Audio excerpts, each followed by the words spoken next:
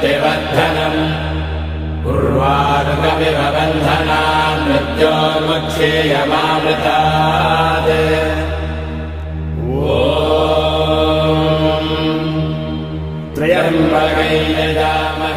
ભરૂચ જિલ્લાના જંબુસર તાલુકાના કાવી કંબોઈ ગામ પાસે ખંભાતના અખાતમાં જ્યાં મહી નદી મળે છે, આ સંગમ સ્થળે એક મંદિર આવેલું છે, જે કુમાર સ્કંદ દ્વારા સ્થાપિત સ્તંભેશ્વર મહાદેવનું પૌરાણિક અને ધાર્મિક મહિમા ધરાવતું શ્રદ્ધાળુઓમાં આસ્થાનું કેન્દ્ર બનેલું છે.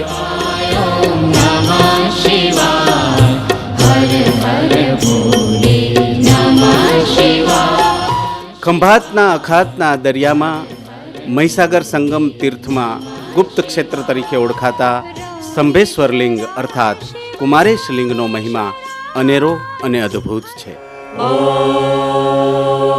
ત્રયંબકં યજામહે સુગંધિં પુષ્ટિવર્ધનં ઉર્વારુકમિવ બંધનાન મૃત્યોર્મુક્ષીયમામૃતા.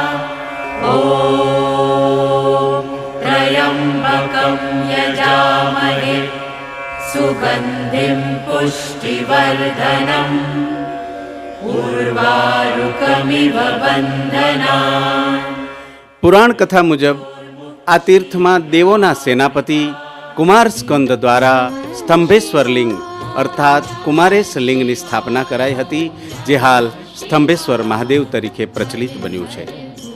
દેવો અને દાનવો તારકાસુર વચ્ચેના યુદ્ધમાં તારકાસુરે દેવોમાં ભારે તબાહી મચાવી દીધી હતી. મહાપરાક્રમી એવા તારકાસુર શિવનો અનન્ય ભક્ત હતો. એને શિવજીને પ્રસન્ન કરીને મેળવેલી શક્તિના પ્રતાપે દેવોને લાંબા સમય સુધી પરેશાન કરી દીધા હતા. આ તારકાસુરનો નાશ શંકર, પાર્વતી તેમજ અગ્નિ અને સ્વાહાથી ઉત્પન્ન થયેલા પુત્ર કુમાર સ્કંદના હાથે થયો હતો.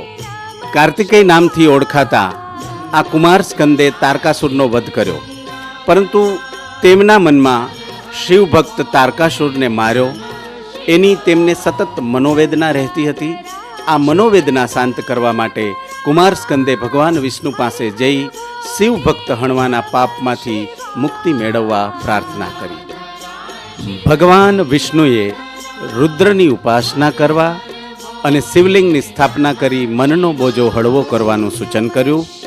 આથી દોષ નિવારણ અર્થે કુમાર સ્કંદની આગેવાની હેઠળ જે જગ્યાએ યુદ્ધભૂમિમાં તારકાસુર હણાયો તે સ્થળે જીતની યાદગીરી માટે દેવોએ તે સ્થળે સુશોભિત સ્તંભ રોપ્યો અને તેનું નામ વિશ્વનંદ રાખવામાં આવ્યું.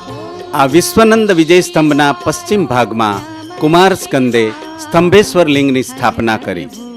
આ સ્તંભેશ્વર લિંગ ભરૂચ જિલ્લાના જંબુસર તાલુકાના કંબોઈ ગામ પાસેના દરિયામાં સ્થિત છે, જે કુમાર સ્કંદ દ્વારા સ્થાપેલ છે. આ શિવલિંગની વિશેષતા એ છે કે તે રેતાળ પથ્થર છે.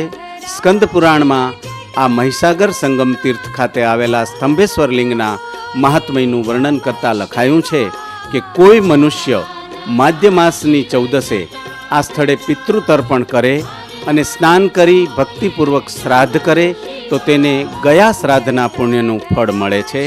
અને સુગંધિત પુષ્પોથી સ્તંભેશ્વર મહાદેવનું પૂજન કરનારને વાજપેયી યજ્ઞનું ફળ મળે છે.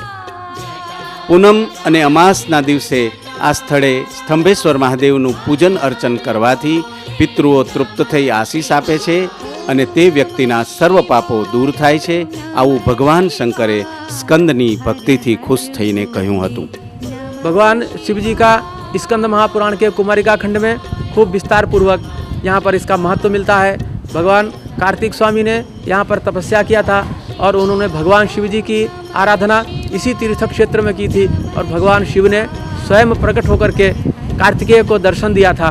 जो भी मनुष्य विषुव योग में, वैधृति योग में और पूर्णिमा और चंद्रमा और अमावस्या तिथि में यहाँ पर आएगा और भगवान शिव जी की पूजा करेगा, उसको यहाँ मनोवांछित फल की प्राप्ति होगी। ऐसा भगवान शिव जी का वरदान इस तीर्थ क्षेत्र को मिला हुआ है। आम तो आ संगम तीर्थ गुप्त क्षेत्र तरीके ओळखाय छे। आ संगम तीर्थ ने स्वयं ब्रह्माजीए સર્વ તીર્થોમાં શ્રેષ્ઠ તીર્થ કહી પ્રમાણિત કરી અર્ઘ્ય આપી પૂજન કર્યું હતું. આ સ્તંભેશ્વર મહાદેવની ખાસ વિશેષતા એ છે કે દરિયાદેવ સ્વયં દિવસમાં 2 વખત સ્તંભેશ્વર મહાદેવને જલાભિષેક કરતા હોય તેવું આ પૌરાણિક સ્થળ શ્રદ્ધાળુઓમાં ભારે આસ્થા ધરાવે છે. હર હર ભોલે નમઃ શિવાય ઓમ નમઃ શિવાય ઓમ નમઃ શિવાય હર હર ભોલે નમઃ શિવાય નમઃ શિવાય ઓમ નમઃ શિવાય હર હર ભોલે. સંત તુલસીદાસે કહ્યું છે કે બીજાનું કલ્યાણ કરવા જેવો બીજો કોઈ ધર્મ નથી. આ ધર્મને આ ક્ષેત્રના વિદ્યાનંદજી મહારાજ સુપેરે પાર પાડી રહ્યા છે. દર્શન કરવા આવતા શ્રદ્ધાળુઓ માટે સગવડોનો વિકાસ કર્યો છે. आज से 25 साल पहले भगवान स्तंभेश्वर महादेव का शिवलिंग महिसागर संगम तीर्थ में मात्र एक शिवलिंग ही था और यहाँ पर लोगों को इस तीर्थ क्षेत्र के बारे में जानकारी भी नहीं थी और लोगों का आना जाना भी एकदम बहुत कम था. धीरे धीरे यहाँ पर भगवान स्तंभेश्वर महादेव की पूजा पाठ हुआ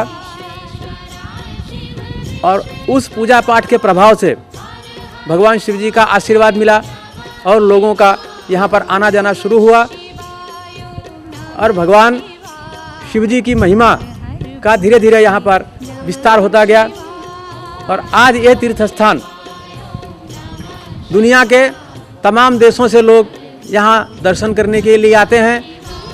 यहाँ साल में महाशिवरात्रि, श्रावण महीना, हर अमावस्या को यहाँ पर मेला लगता है और भगवान शिव जी का आशीर्वाद प्राप्त करने के लिए गुजरात, राजस्थान, महाराष्ट्र इत्यादि भारत के तमाम तीर्थ क्षेत्रों से लोग यहाँ पर आते हैं और यह तीर्थ क्षेत्र का दर्शन करके स्वयं को धन्य अनुभव करते हैं. હંમેશા શિવમય રહેતા વિદ્યાનંદજી મહારાજ ઉદાર ચરિતાનામ તું વસુદેવ કુટુંબકમ જેવો ઉદાર સ્વભાવ ધરાવે છે. તેઓ માને છે કે પોતાનો પરિવાર જ નહીં પણ સમસ્ત સૃષ્ટિ એક કુટુંબ રૂપ છે. भगवान शिव जी का यह मंदिर हजारों लाखों साल पुराना है, लेकिन समय के दुष्प्रभाव का कारण होने की वजह से यह तीर्थ स्थान अपभ्रंश की अवस्था में पड़ा हुआ था. हालांकि यहाँ पर हजारों साल पहले कभी भी इस तीर्थ क्षेत्र की महिमा का कोई पार नहीं था. यहाँ पर कावी गांव है. कावी में हजारों संख्या ब्राह्मणों की थी और वो सब इस भगवान के भक्त थे और उस अपभ्रंश का जो समय था वो सैकड़ों सालों तक निकलता गया. શ્રાવણ માસમાં આ સ્તંભેશ્વર મહાદેવના દર્શન કરવા હજારો લોકો ઉમટી પડે છે. સમગ્ર વાતાવરણ શિવ સ્ત્રોતો અને હર હર મહાદેવના જયઘોષથી ગગન ગાજી ઉઠે છે. ખાસ કરીને શનિવારે આવતી અમાસનું વિશેષ મહત્વ છે. શ્રદ્ધાવંત નરનારીઓ, અબાલ વૃદ્ધો સૌ કોઈ દરિયામાં સ્નાન કરી શિવ પૂજન કરી ધન્યતા અનુભવે છે. ભારતીય સંસ્કૃતિ અને ધાર્મિક પરંપરાનું આ ક્ષેત્ર અભિન્ન અંગ બની ગયું છે, કારણ કે આપણે સર્વ દિશાઓમાંથી મળતા શ્રેષ્ઠનો સમભાવે સ્વીકાર કર્યો છે. આ સમભાવથી શિવભાવની અહીં સતત અનુભૂતિ થાય છે. રામેશ્વરા શિવ